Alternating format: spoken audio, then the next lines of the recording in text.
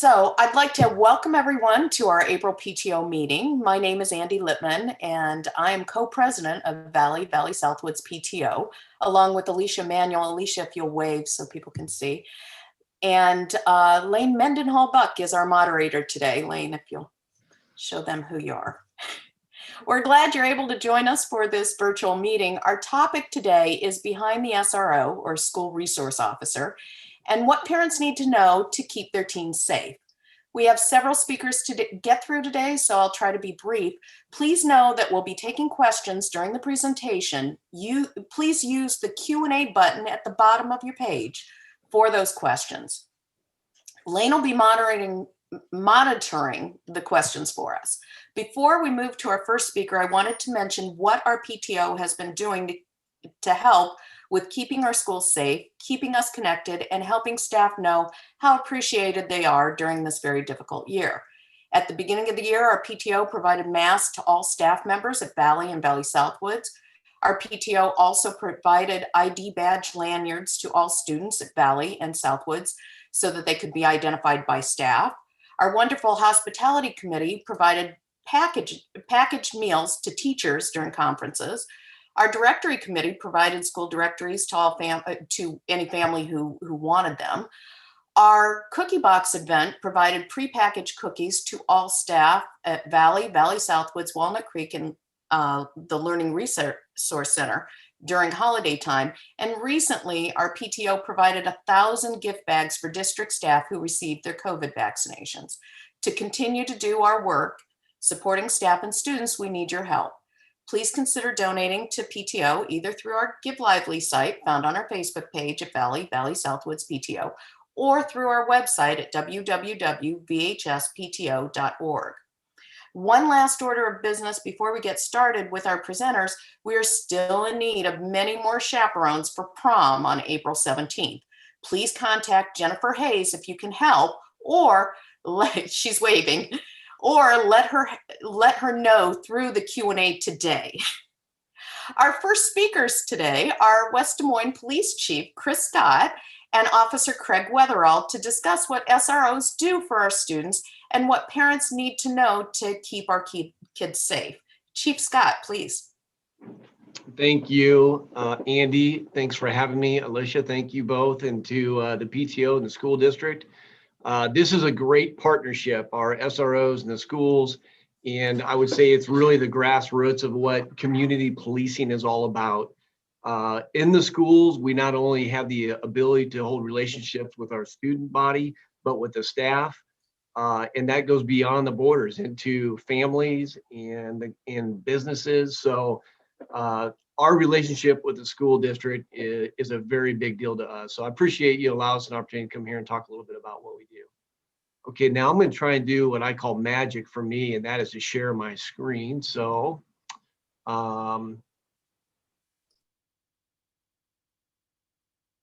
can you see if this works? It's pretty good for me. So yeah, we can see it. All right, well, that's a PowerPoint. I'm going to buzz through. So if there's questions, we'll get them taken care of here.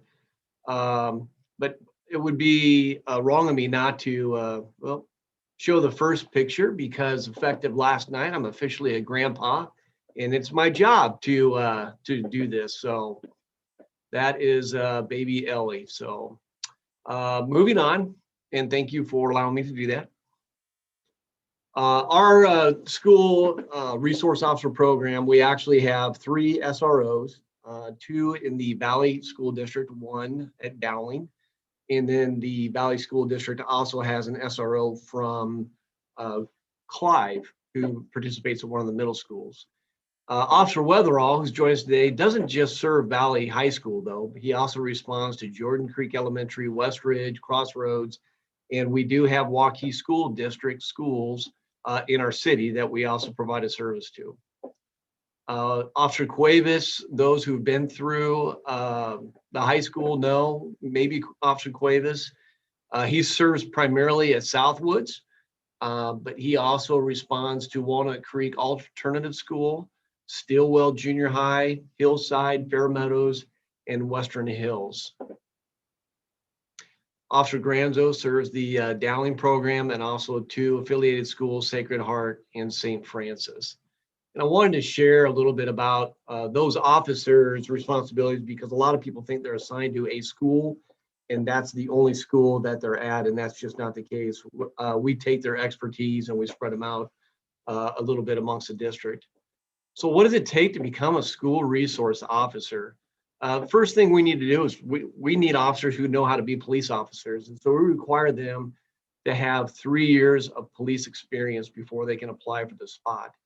Then they submit a memorandum. We want to know what's their interest in being a school police officer. If it's because they think they're going to have days with weekends off and summers off, that couldn't be further from the truth. We're looking for people who have an interest in the kids and the follow-up that's required in the cases that happen in the school district. The second thing, we want to see a resume to see what have they attended any trainings. A lot of our officers actually do come from past beyond, college. They've had jobs elsewhere, and a lot of them have been involved in some type of a juvenile job or social work type of job, which makes them great candidates for this position, and even teachers.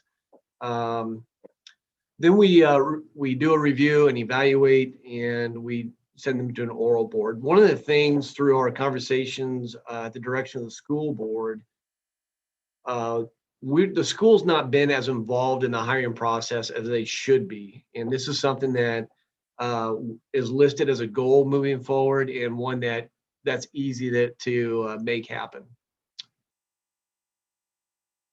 Okay, so this NASRO on the bottom right-hand corner, NASRO, that's the National Association for School Resource Officers. And this is kind of their vision of what the school resource officer does. They provide, obviously at the bottom, law enforcement, but on both sides, there's some counseling and mentoring and teaching. We don't replace the professionals. We are professional counselors, and we're not professional teachers. But sometimes we serve in an informal position, or we get called to the classroom to put on a presentation. So these are kind of the 3 areas. And if you look at the training on this next slide, this is the basic 40-hour training that our officers go to. It's put on by NASRO, and I broke down the classes that they take in that training by those 3 areas. So yes, there's a large component to safety and enforcement, and you can see that on the bottom, the foundations of school, school law, ethics, social media, and cyber safety is huge in working with our kids. And then the rest of those things you would expect from a police officer in a school environment. But at the top, you see the 2 categories of teacher and counselor. They actually go through training on, okay, how do you be a guest speaker in a school environment? Not only can you take your expertise, but they go on to say, okay, now we're going to have you teach a class, and you actually teach a class when you go to the school. So they understand the preparation that goes behind that. If they're going to do activities, what does that look like? They also dive into, understanding kids and what are the special needs of kids, understanding the teen brain. I don't know how many parents we have. Obviously, I think everybody here is probably a parent or affiliated somehow to the school. But our kids go through some interesting times in our lives, and it just helps our officers who maybe don't have kids at that age yet to better understand what the brain is of kids in school and what they're going through. And then last is the counselor mentor side on the upper right hand, developing those relationships with diverse kids, the effects on youth through drugs, SRO as an informal counselor, and then, kids who are victims to violence, what happens to them, what changes in them. A lot of training in that 40-hour week. So that's the class you just talked to is then red, and then there's an advanced SRO course that we would encourage our SROs to attend. There might be reasons why they couldn't attend. COVID would certainly be one, which I think we can all relate to. Timing of the year sometimes can be poor. As far as money is concerned, most of the time we're able to pay for those classes. We don't send our supervisors to an SRO school. And to be honest, we rotate our supervisors enough that I don't know that we would get our money back out of that. I think we'd be doing that every 2 years. But we did change our SRO program for officers. It used to be 3 years and out, and we changed that to a career spot. And to be honest with you, if an officer's good at what they do and they have great relationships with kids, I don't have an intent to move them out. I want them to stay and be there and continue to provide those services. So through the state of Iowa, they have an Iowa School Resource Officer Conference. And here's a snapshot in this slide of things that they talk about at this conference: substance abuse, juvenile school law, children's mental health, profiling teen killers, better understanding our kids, dangerous youth culture, trauma informing police, and lessons learned from different cases that have occurred around the country. They'll study those. A good conference, a lot to be learned from several different aspects. One of the things that our department does, I'm very proud that our department does it this way, is the state of Iowa requires 12 hours of professional development per year per officer. Our department provides our officers 120 hours of professional development, and our SROs go through that every month. Some of the topics, this doesn't begin to touch our entire topic list, but de-escalation, diversity, inclusion, building, clearing, law update, defensive tactics, and implicit bias on firearms. A lot of things that you would expect and that you would want our officers to be going through, and our SROs going as well. That photo is a simulator. We have an officer in that photo addressing that situation, and we have all of our officers go through these simulators, and they are awesome for better understanding how to communicate. Everything we do, as everybody knows, it's all communication. Everything we do is communication. We can escalate, we can de-escalate. And officers who've never worked the street before, who are brand new, in some cases have never really come across the type of conflict they're going to deal with on the street. And so this is a controlled environment where we can put them in there and really get a better understanding for how they're going to respond to situations, and talk them through how to de-escalate those situations when our body is, our heart's really pounding. It's a great tool, and I'll extend the invitation to everybody. If you would like to come see this, you are invited. Let us know, and we'll walk you through it and show you how it works and how we use it. Okay. From a law enforcement officer standpoint, what do we do from a cop side? Well, we do take reports. There is some crime that happens in school. Sometimes our investigators get cases, and we know the kids are at school, and so it's passed under SROs to follow up on those investigations. We take calls for service, and that's something that, as we look at our stats, our calls for services are going up because we're trying to figure out how we can better account for some of the incidents that we take in schools that don't result in a crime, but they've asked for an officer to be present for whatever reason. And sometimes it's a nothing reason, but they got called, and so they're going to respond. Enforcement action, yeah, that's what everybody here would expect, that a police officer sometimes has to be a police officer. And then the security of the school. So at our campuses, for the 2019-2020 school year, these are cases that our officers responded to. And you'll also see on the right a patrol response. And basically what that means is the cases where the patrol responded were cases where they needed an officer to be present for whatever purpose. If the SRO is not there, let's say they're at another school, or maybe they're gone that day to training, patrol has to respond. Based on everything you've seen in this PowerPoint, what I hope that this group understands is our SROs bring a lot of training, expertise, and interest into every situation. And not to discredit our patrol, I'm very proud of our patrol officers, but their job is to go out and manage trips. So they get called on a trip, they go, they make a case, a report, they may give it to the investigators, and then they're on to their next trip.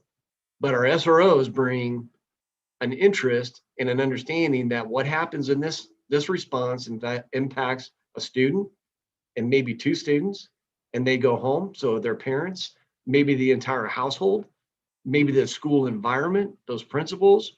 So they have a far better picture of the school environment, and those are the expertise that they bring to every situation. So what happens at the school? These stats on this page represent 2 years, and I apologize for that, but they're 2 years of citations that were issued to kids. And the thing that I want you to understand behind this is that there's a story behind every number. What happened?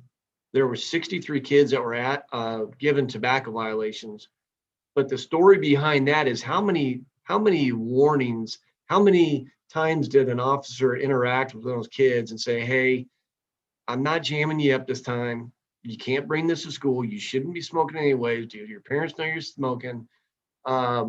Those stories are never told in a number. And I think Officer Weatherall, I don't know if you want to comment on the untold stories of stats, if you have any examples that you could share. I just think it's important to know that just because we find a violation, that we really do our best to using our discretion to how are we going to resolve this in the long term. If that means we're given a verbal warning and contacting parents, and that's what's going to take care of this situation, and that's sometimes what we do.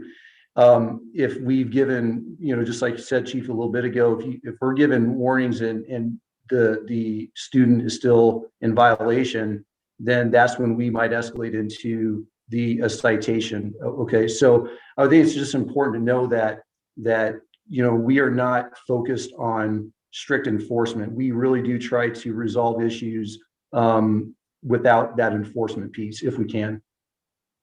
Perfect. Thank you. So these are citations that have been given over that 2-year period. And now we're going to go back to a school year. This is for all of our SROs, which means we're talking the high school, Southwoods, and Dowling is combined in here as well. And you look at this and you go, holy cow, these are arrests. Okay, parents, I gotta address this issue because I'm concerned with an image, and I don't know where it comes from, but it's a very inaccurate image of the way we do business. But when we say arrest, there's this misperception of an officer hiding in a hallway, waiting to catch a kid doing something wrong, slamming them into a locker, throwing them in handcuffs, dragging them out to their squad car and taking them to jail. That does not happen. And if it did, the SRO wouldn't be in our schools and probably wouldn't be employed. What you need to understand is that none of those things never happen. Do we throw handcuffs on kids? Yes, occasionally. I would say Weatherall could probably comment on this more, but it's unusual for that to happen. Do they ever have to actually go to jail or to Meyer Hall? It's unusual. It could happen. So how do we dictate what happens? Well, there's a law. And again, this is what our SROs have, the training and understanding of, what my requirements are and aren't. But it boils down to this. If a kid's a danger, if they're physically a danger, then they might be put in handcuffs. And it's quite possible that if they are put in handcuffs and they are able to mentally get themselves calmed down where they're no longer a danger, those handcuffs can be removed. And in almost all cases, these kids won't go to a locked up facility. They'll be released to their parents. And again, there's laws that dictate some of those decisions. So here's some of the factors. Is there a court order? Is there a high probability of the kid running away? Are they a danger to themselves or a danger to the community? And the last one I put in there, or was the offense such that it required by law for them to go to a locked up facility? So as we looked at those arrests, the other thing that I want everybody to know is, so we have to, cases get opened up and then there's a disposition on those cases. And when you charge somebody, it's considered an arrest. In our world, that doesn't mean an arrest, I handcuff somebody and took them to jail. An arrest means I have formally charged them with a crime. How that gets handled is with the courts, or and a lot of times our SROs will try to get these kids into our juvenile. Or YGI program, the diversion program. Yep. You want to talk a little bit about that, Craig? Sure. So YGI is a community-based initiative. Their office is out of our police department, but they're funded with a variety of sources. They are there for kids who have been charged with some type of offense, and they try to hold accountability to that child through this diversion program instead of referring them to the juvenile court process. And what they do is they really try to look at, okay, so a kid, as an example, a kid was committing a theft, or a kid was smoking marijuana. Okay, so we know what the offense is, but like, what are some of the underlying reasons why that kid committed that offense? And so YJI, they really do a good job of addressing those issues, whether it be they're not involved in the community, maybe they have a substance abuse problem. There's a wide variety. They're not engaging in school. There's a lot of different reasons why kids commit offenses, and so YGI will try to address those, and they use the restorative justice approach in doing so. But when we refer a child to the YGI program, that keeps that case, that incident, completely out of the court system, and it's resolved within the community. That's perfect. The thing I'll say is they really diagnosed through community, family, students, and peers in the police department what the root problems are, and they have everybody involved in this process. It's not easy. If people want the easy way out, they go to court, and then all of a sudden they might have a juvenile court officer, or maybe a juvenile record. But YJI offers a program that it's longer. There's a nominal fee to it that will not, if a family couldn't afford it, they find ways to help fund that. But the kids that go through that are successful and not reoffending in the future. Some of the informal counseling that our officers are involved in within the school, and I'm sure not touching all these, but students, families, faculty, the neighborhood that the schools are in, businesses that are involved in the school, some conflict resolution, obviously work issues and school issues, relationships. Home conflicts is not so uncommon in community issues. I'll be honest, I was a school resource officer once upon a time in Des Moines at East High School. And for, every one kid I had in my office for doing something wrong, I probably had 20 kids in there who just needed someone to talk to. So they do a lot of informal counseling. Chief Scott, if I could just jump in, there was a question that I thought would be relevant before you move on too far. Yes. Since we were talking about statistics on arrests, one of the viewers asked, in addition to the statistics on arrests, do we also keep statistics on the race of the children involved? So what other, specifically they asked race, but if there was other demographic information that is recorded on your end, if you could share just generally. Yes, so that's one of the things that we're working through, I think, with the school to identify what we should be reporting back at the end of the school year for our activity. We do keep track of demographics, and we do have that information, but it's the whole program, so it's not separated right now by Valley School District and Dowling School District. And I would want to include Clive in those stats as well. If we want to get a true picture, we should separate this out and combine those. So we're working with Dr. Ferguson to define what we should be reporting and what all that encompasses, and make sure people understand, okay, this is the West Des Moines School District, which includes Clyde PD and us, and it does not include Dowling. But right now, if I put some stats up there, it would include Dowling as well as West Des Moines. So moving forward, I think at the end of this year and going into the new year, that will be better defined, and we can report back on that if people are interested. Thank you. Thank you. This next slide is just a various list of topics that our officers are involved in and who they go and speak to. For the sake of time, I'm going to go a little bit quick here. They're involved in a variety of additional duties, from sporting events to the dances. They're always good to pick up their phone if our officers are dealing with some kids or there's a party or something. Our officers will call our SROs and get, some guidance on how to handle that situation for the school district. Some of the immeasurables, nobody will ever know.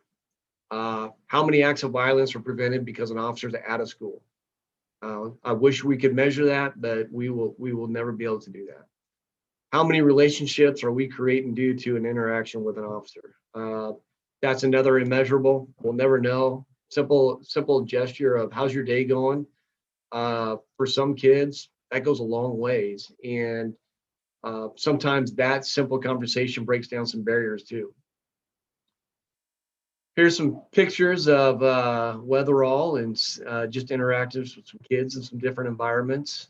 And then here's Officer Cuevas doing the same. The one thing that they have done a phenomenal job is I'd asked them to create a program, an Explorer type of program where kids can get to know more about public safety. And they reached out to a national program called Public Safety Cadet Program. And forgive me, I don't remember, Officer Weatherall may.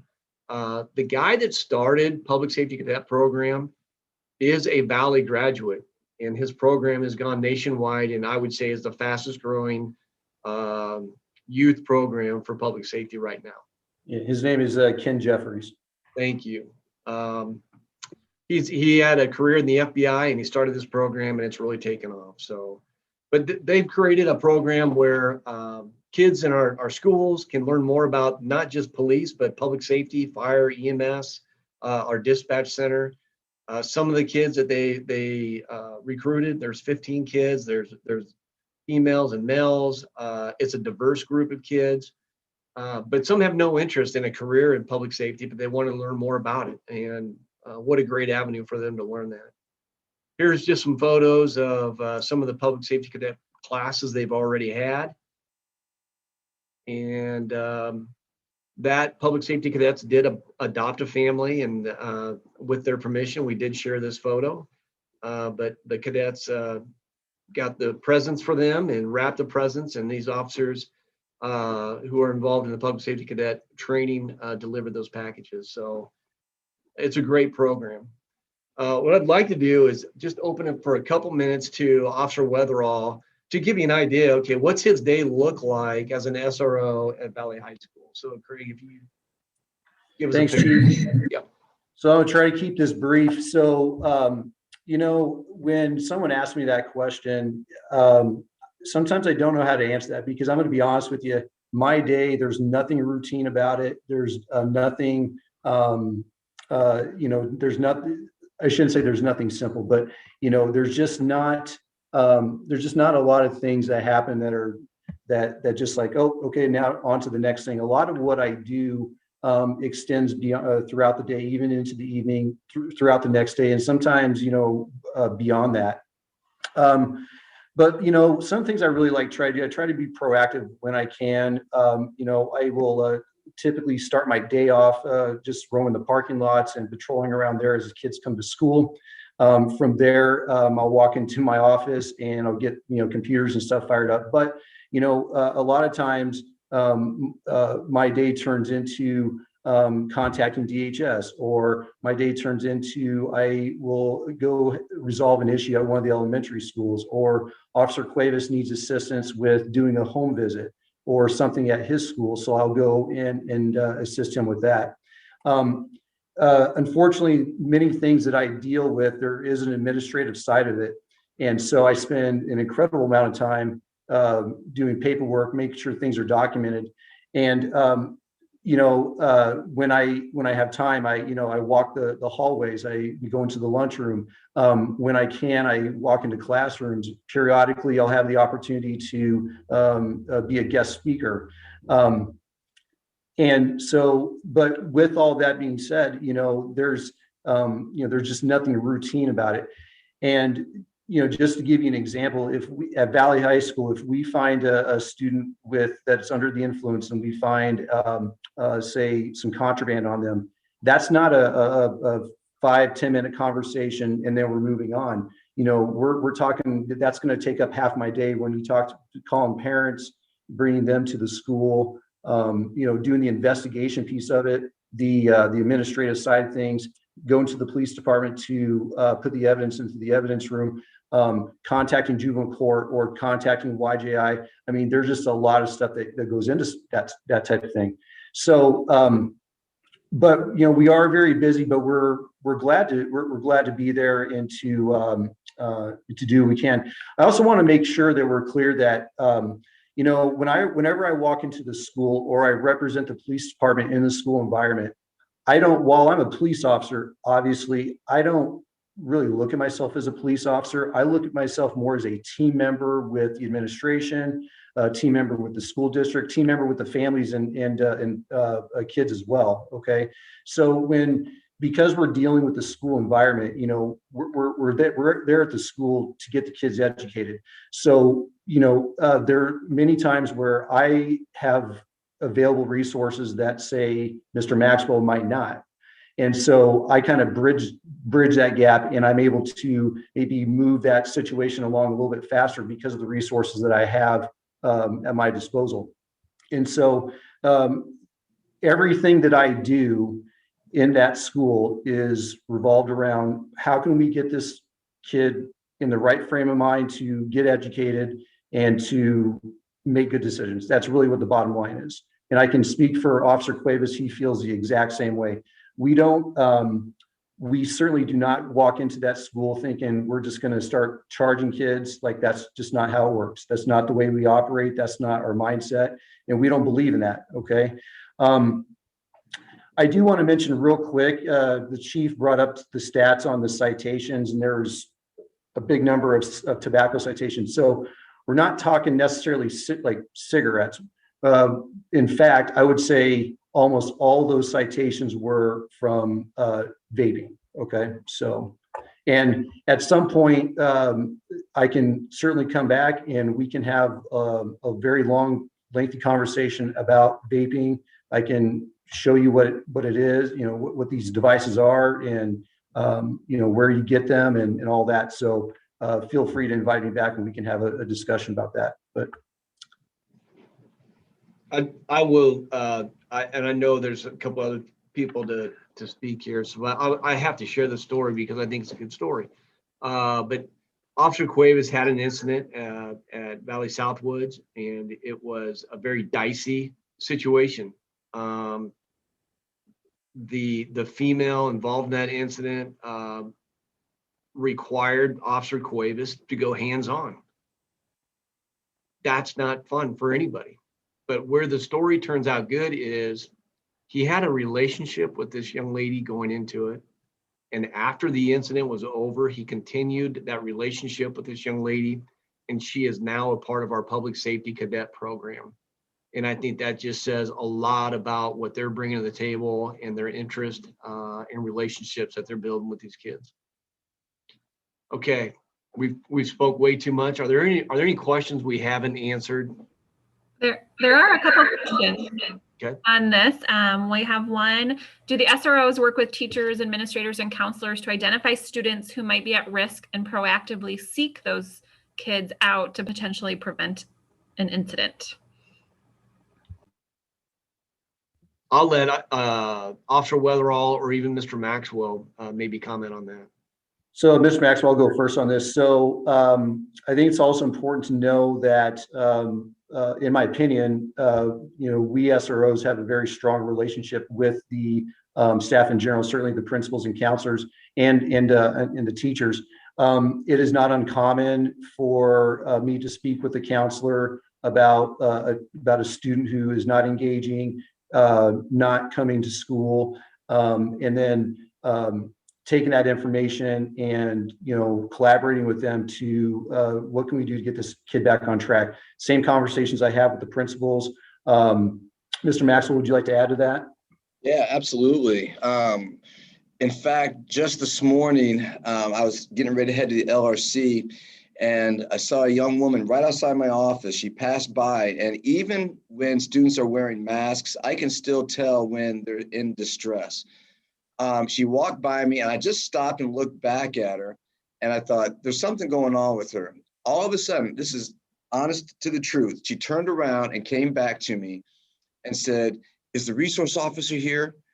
And I said, "I think he's in training." And I got on my radio. I said, is Officer Weatherall here? Nope, he's in training.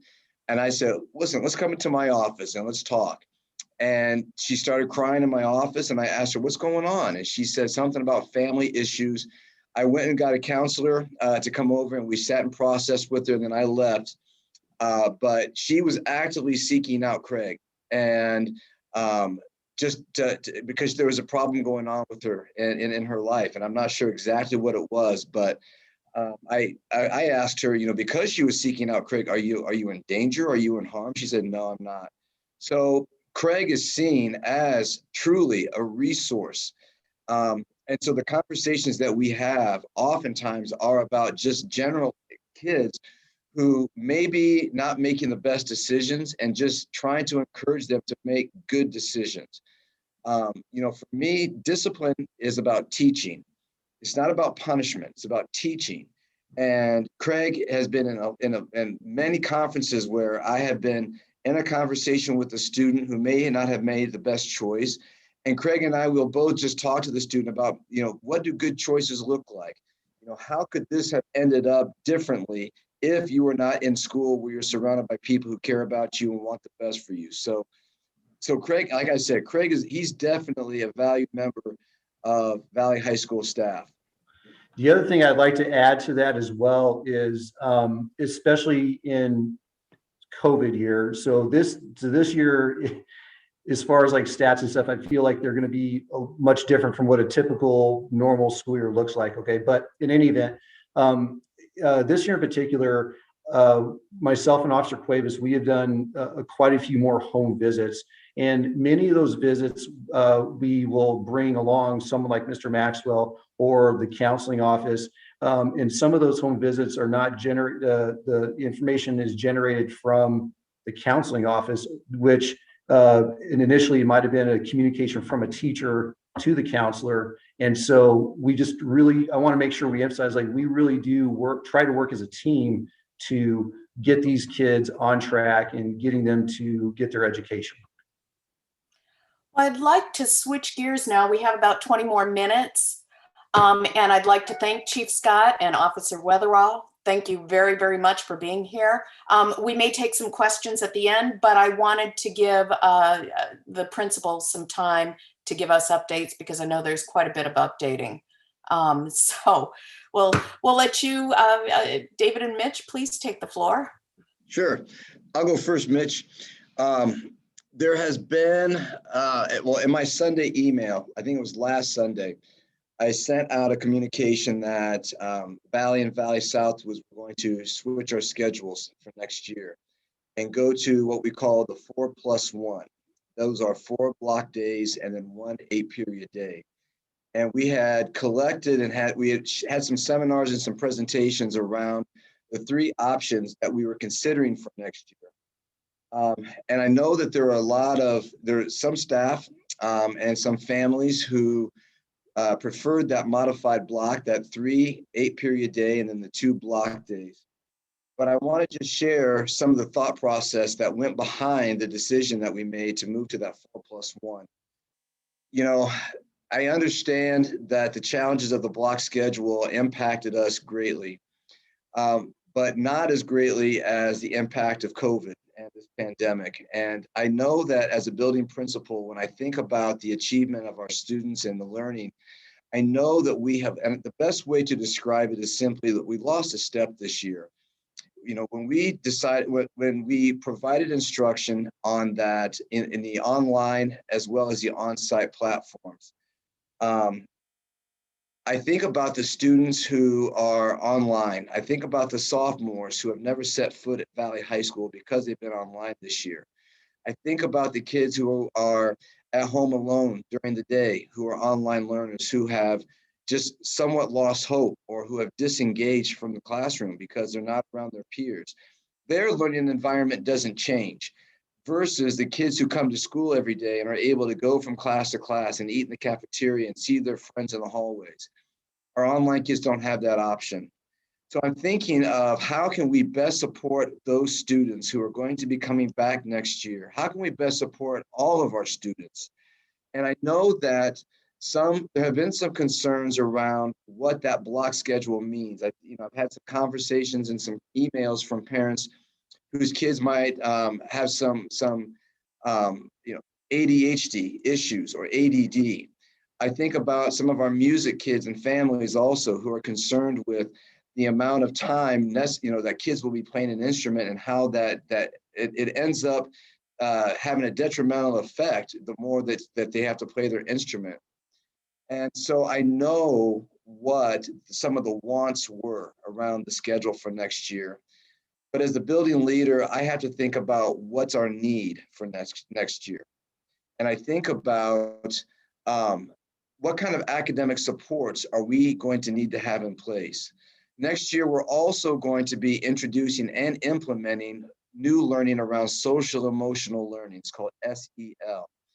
And when I think about what kind of a schedule is going to be best suited to accomplish that academic supports as well as that SEL instruction, we figured that the 4+1 is the best way that we can accomplish all of those pieces. I perish at the thought of a student who has never been at Valley High School coming in next year from a block schedule experience to all of a sudden potentially having homework or in 6 out of 8 classes a night or 3 nights a week, and all this feeling of being overwhelmed. So I'm going to let Mitch kind of speak kind of on his thought process as well. But, again, as the building leader, I want to make sure that we have a schedule in place which is going to best support all of our students and all of the challenges that we experienced this year and that we know are going to be next year. We knew that last year when we ended the year and coming back in a COVID year, we knew that there were going to be significant challenges. Those challenges haven't gone away coming into next year because, again, the impact that COVID had on our learning this year is going to affect us next year as well. And I want to make sure that and my administrative team, that we are putting our students in the best possible place where they can get that step back. They can re-engage in their learning and they feel that Valley High School is a place where they can be successful and they are successful. Thanks, David. And like I said, I don't know that I have to add to that. Southwoods and Valley have been lockstep with these meetings and with all the conversations that we've had. And so, David, you explained it exactly how I would have as well. I might switch gears a little bit because kind of the next big thing for me on tap and for Mr. Maxwell is the concept of bringing back the Iowa assessment test. And it's going to be kind of a bigger undertaking this year because the Iowa assessments still have to be administered to all students. And unfortunately, we weren't given an option from the state level that our home or online students this year would be able to just do that from home. So on the 2 dates, and actually Valley High School has 3 dates because their 11th graders have 1 extra test that our freshman class does not have, but we'll be testing on April 19th and 20th.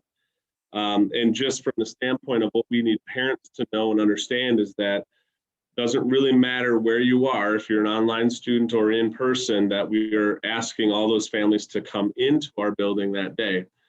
That being said, we're being as mindful as we possibly can about our mitigation strategies and putting our online students in kind of their own places that is socially distanced, as well as having masks. And for those families that are really uncomfortable, even with that scenario, giving them, everybody, an option to contact our counselors, whether you're at Valley or Valley Southwoods, to even create a more specific or a more individualized experience. We're trying to do kind of the first swash on the 19th and 20th with as many families as we can.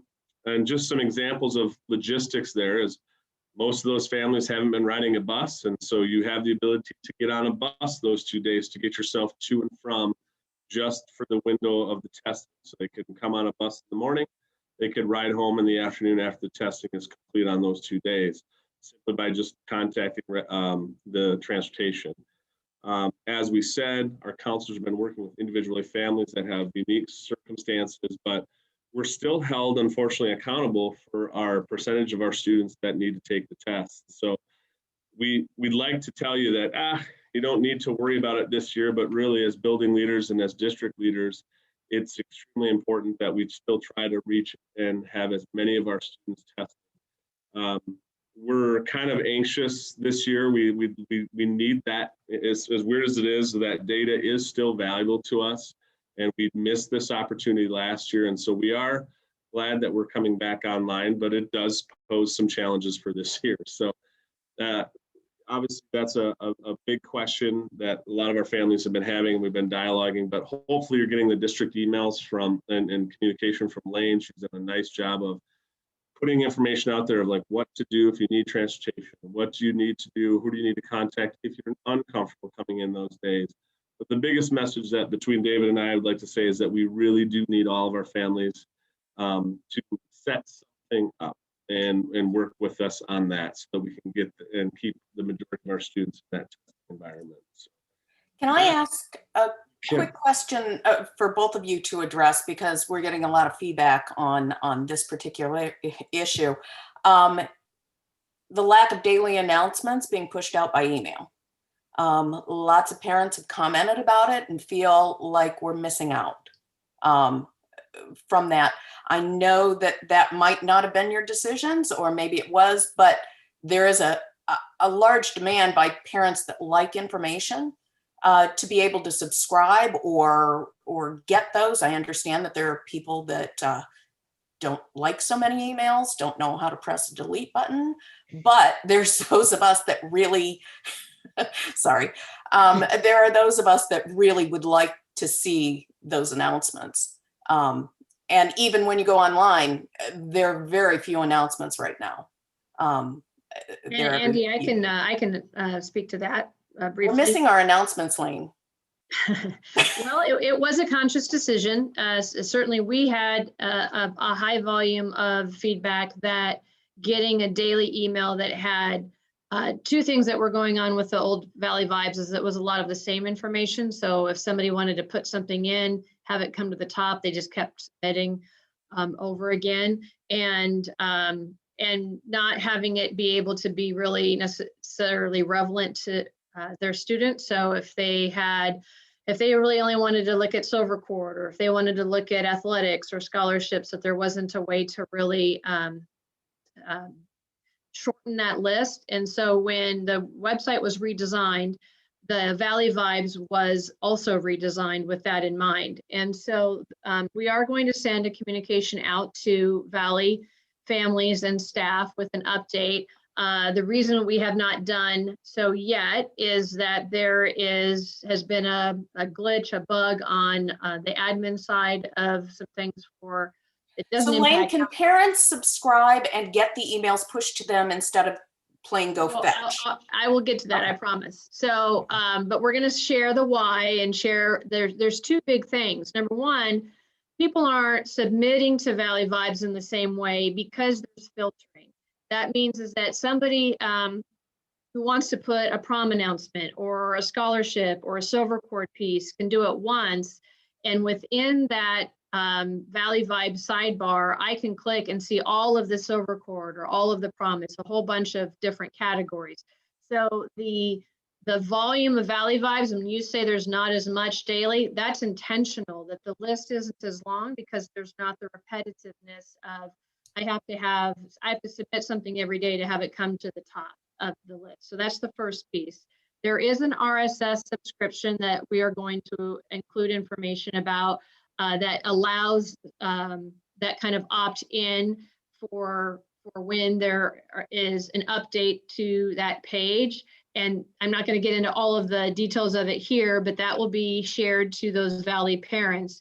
But the reason, again, that we went from daily to having it be linked in David's weekly email, as well as there is an ability to have a shortcut and have it be right in your bookmarked on your phone or in your laptop or desktop, is because of the other percentage of families that it's not about deleting, it's about it gets lost. The volume of email that people get, it was just adding all that much more. So volume. Wayne, if So that there's was another side of that conversation, that there are parents that were happy and are now unhappy, do you want to hear directly from them so that you can hear the other side of that? Sure, Because and I have, we didn't make the decision in a vacuum. And so if it appears that way, we certainly would not want that to have, it wasn't made lightly, it wasn't made without planning. But there were reasons why we did that, as well as solutions that we hope are a good compromise to those parents who felt that the only way that they could get to it is if they were waiting for an email to click a link. There are lots of ways that we are wanting Valley Vibes to be accessible through the app, through the can we website. subscribe? Can And we that's subscribe to get them? So that's the RSS feed. And I don't want to get into the details of that because it's a little bit different than what you may look at as a subscription. But yes, there would be a way to have some people opt in to some notifications. So that will be in the communication that we send out. The reason that we haven't sent that out yet is because we wanted to make sure that a couple of things that we're working with Blackboard on to resolve, so everything would run smoothly. I want to comment, if I could please, which is just that here's the whole exec group of the parent group, and I don't think any of us were consulted for our opinion.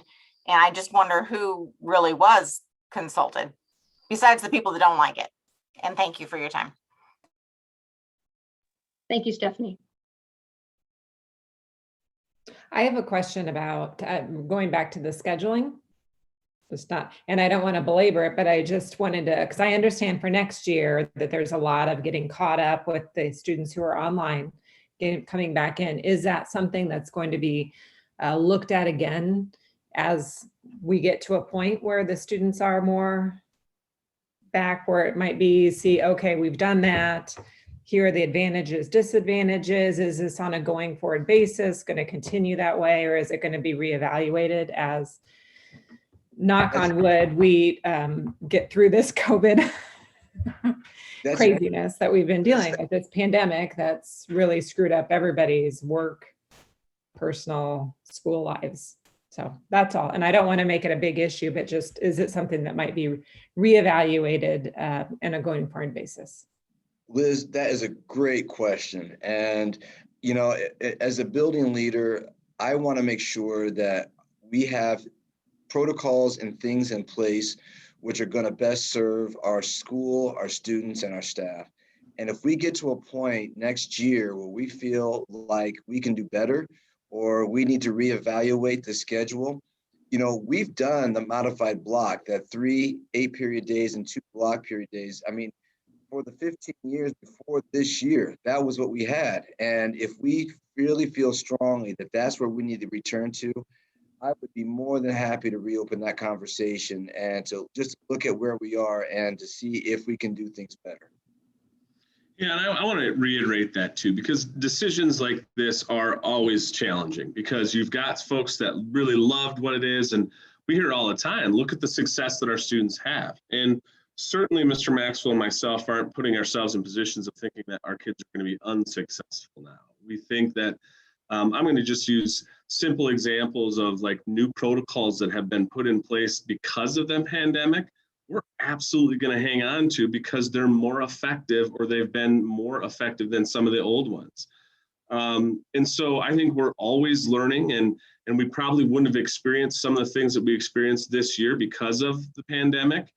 And it's weird to say it, but in the educational system, it pushed our staff, our technology knowledge 5 years advanced from where we had to begin. We had to get to this place where our teachers could deliver content in person and online, which has then created some new things that the district is looking at. You know, right now we're looking at that virtual school piece coming online. And so all of these things, and I put the schedule in that same category. There were some things about this block schedule that we know are challenging.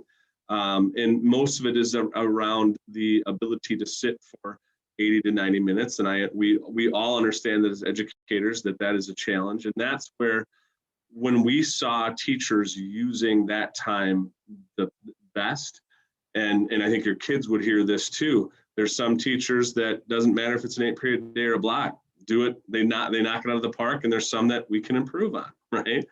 And so I think it's our duty right now to take those, the highest flyers, the highest teacher engagement, and then bring that to the forefront for our teachers, because really the advantages of having the opportunity to have more social emotional learning, potentially more encore, or at least the flexibility to use time a little bit differently, is really what David and I are looking for, and we think our students are going to need coming through this. I think, as always, we'll always look at this through the lens. Things that have already, decisions that have already been made cause challenge to this. You know, the early out Wednesdays, that's a district-wide decision to have, but that's something that we can bring back to the table to say, hey, is that the best way to do that? Or maybe we should look at doing maybe a half day or a full day once or twice a month, so that we have longer periods of time for our teachers as well. So I think everything in the educational system is always under a microscope, and certainly we as building leaders want to make the decisions that we think are going to be best for the kids. And we know in any decision, there are going to be outlying scenarios that we'll have to process through a little bit more deeply and make adjustments for. But certainly we will be watching this very closely ourselves and looking to what we can adjust or maybe work through differently in the future. But right now, I think we all feel very strongly with, again, some of the things that we saw through this year, that this is a direction that we want to go. If you do look, if you spend some time kind of looking at the different area schools around here, almost everybody is in some level of block versus 1 8-period day there. There's a lot of comparisons that can be made. And so there's a lot of opportunity for us to ask around to say, is this working for you? Has this been good? As well as getting the feedback from our constituents here, both teachers and parents. We don't take this lightly. David and I know it's always nerve-wracking when you make a decision like this, but we really do feel that right now, in this moment, this is where we need to be. Thank you. I had a quick question. I wanted to first make sure that I saw there was a shout out to Officer Weatherall in the Q&A. So if you look under answered questions, there's just a comment from a family that I want to make sure you saw.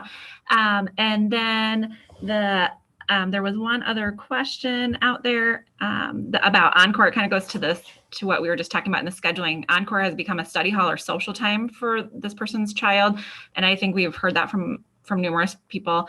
What are you going to be doing to make sure that's actually worth all of that time for the students in that school schedule next year? Thanks, Alicia. Closely monitoring how Encore is being used. Last year, the challenge that we had was Encore fell on Tuesday and we had our advisory on Wednesday. And so students in their advisory on Wednesday were asked to identify the Encore that they wanted to attend the following Tuesday.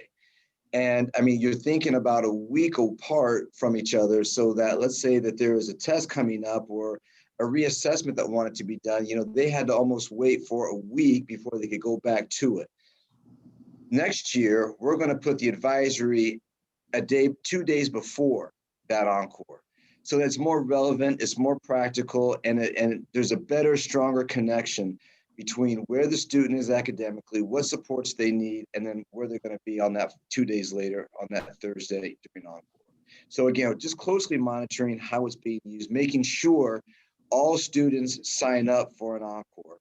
And then again, just making sure that we're walking through and and just seeing how Encore is being utilized, and then having conversations with folks who may not be utilizing Encore in its intended way. And anytime that there's something that you as a parent hear feedback, that the child maybe feels like that the time is being not spent as productively as it could be, just let us know.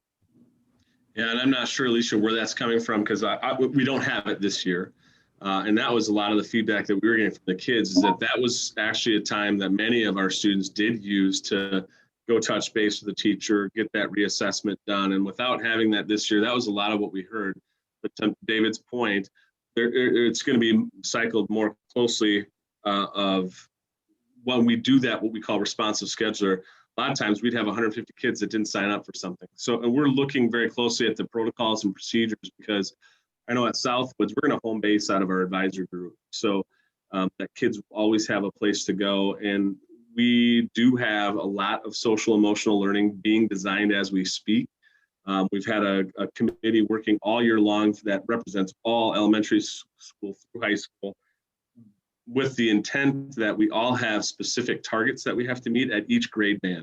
So ninth grade has specific targets that we have to hit. And this is it's new curriculum that we have to put in place. And so I know for us, this extra time is going to be dedicated to those pieces and relationship building ultimately.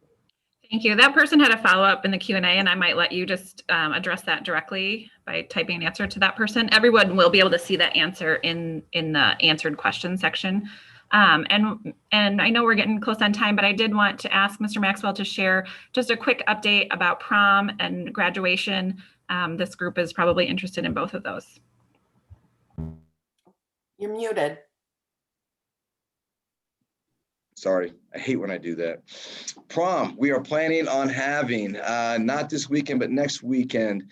And we are looking at splitting it up into 2 sections. So from 8 till 9:15, I believe. And then we're going to those kids will leave the venue. And then the next second set will come in. And then they'll finish the night out till 11 o'clock. It's one guest per student, juniors and seniors. They can bring kids from other schools. There is a date request form on the school website that they can access and fill out. And I believe the slots opened up today. Shannon Campbell, our associate principal who oversees activities, she opened it up today, so kids are now able to go in and sign up for whatever time slot that they would like to attend. So therefore, if they don't get in and sign up for the slot they wanted, they're automatically going to have to attend the other side, because we want to try to keep it balanced. Commencement this year, we are planning on having commencement again at Valley Stadium, but this time we're going to do what we call a one and done. We're not going to split it up into 3 separate ceremonies like we did last year because of social distancing. We feel like with the new guidance from the CDC that we can provide it in one setting. And we're also going to increase the number of guests that a senior can bring. Last year, students could only bring 2 guests. This year, we are going to double that to 4 guests. And so we're going to have them seated in both the visitors and the home stands, as well as some on-field seating as well. So we will have graduation commencement rehearsal on Friday, the 29th, and I believe that's at 10 o'clock in the morning at the stadium. And then the ceremony itself will take place that Sunday. It was normally scheduled, it was previously planned for Sunday the 30th at 12:30 at the Knapp Center, but we're just going to bump it up to 12 o'clock noon and get everybody in. Have a wonderful ceremony this year. I think we are going to bring the band, and we'll have music back during the ceremony, as well as, I believe, 2 student speakers this year. So the reason that we're not using the Knapp Center is the Knapp Center is only allowing a school to have 350 graduates on the floor. And that just does not work for Valley High School. We would literally have to have 2 ceremonies in order to use the Knapp Center. Well, I want to be respectful of everybody's time. I know that we're over time right now. So I wanted to go ahead and thank everybody for coming to the meeting. I wanted to specifically thank Chief Scott, Officer Weatherall again, and Mr. Maxwell and Mr. Kuhnert. Thank you so much for all the information, and thank you to Lane. Yes, and Andy, just real quick, both prom and graduate information is available on the Valley website. There are links, quick links, as well as there's a whole page about what seniors need to know, not just about graduation, but some other things. You can find that under parent resources or student resources. There's also a SMORE newsletter that went out to all those senior families. So look online. You should be able to get information about prom and everything for your senior. With that, thank you. Thank you so much. Appreciate everybody's time.